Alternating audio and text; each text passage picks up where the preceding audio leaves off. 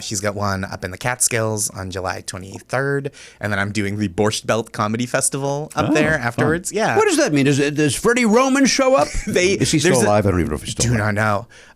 They have a museum up there, a Borscht Belt Comedy Museum, and they have me perform at the groundbreaking, which is not what I would call a standard comedy venue. Is a parking lot outside a museum that hasn't opened yet. Oh, good Lord. How much time do you have to do? I did. Oh, you did it already? I did it already. So this is like just a real show inside. Okay. But this was like a year and a half ago, just wind whipping around. It was 40 degrees. Oh, no. Good Lord. Yeah. Why did somebody think that was a good idea? Why didn't you say no to it? I was kind of like, maybe it'll be funny. And it was. Okay. Yeah. Because I brought notes. I was mostly emceeing. You know, they were like, do 10 minutes up top and kind of introduce the speakers. And it ended up like a kind of a funny, you know, it was cool to be a part of. I was like, oh, this is like a neat thing that to be part of, like a footnote in this history. Yes. And so I did it for that reason. I would too, yeah. 40 degrees, a couple hours ride from the city. And they went, we'll get you a driver. And the driver was just not a professional driver, just a guy. And he was very nice.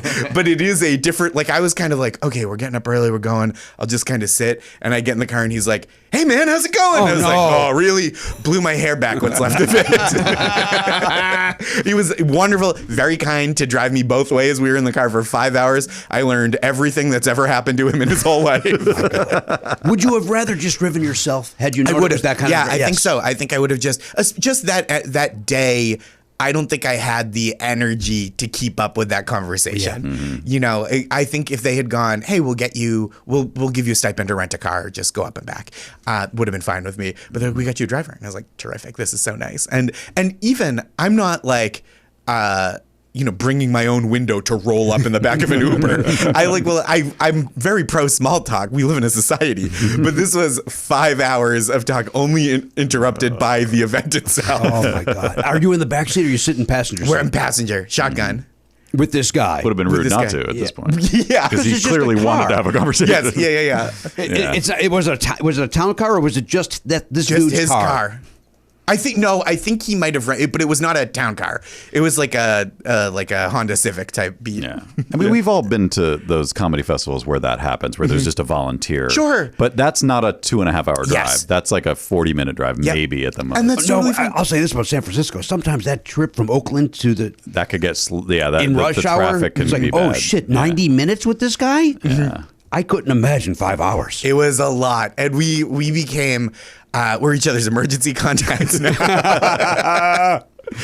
So were there like legendary comics at this thing too? Like no, this was just the groundbreaking. So there were a lot of people who were involved in the industry around the Borscht Belt. So like people who owned these resorts up in the Catskills, and like their family, the families. But why wasn't Freddie Roman there? Why can't I think of a second name?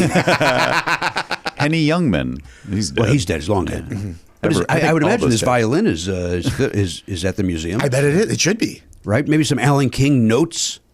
Maybe I would love to go to this, to be honest with you. Yeah. I love all those guys. I'm excited about it. And I get to introduce, they're giving a big award to Robert Klein. I get to introduce him for the award. Oh, nice. Dude. Yeah. So I'm excited. I think it's going to be really fun. One of my heroes. Yeah.